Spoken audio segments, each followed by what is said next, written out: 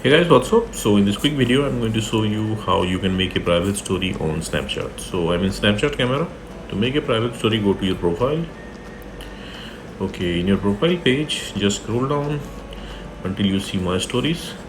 Okay, towards the right to my stories, you will see add new stories. Tap there.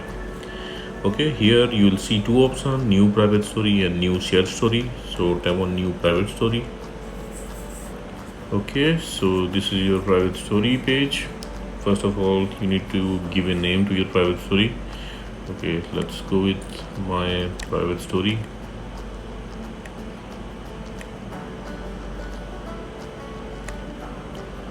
Okay, now choose who can view your private story.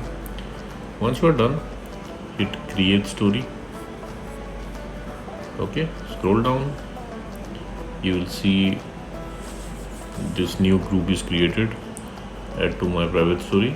So here, just tap on it. Okay, now choose a picture from your snaps or camera roll. Okay, let me go with this one. And wait for it. Okay, so the photo is posted to my private story.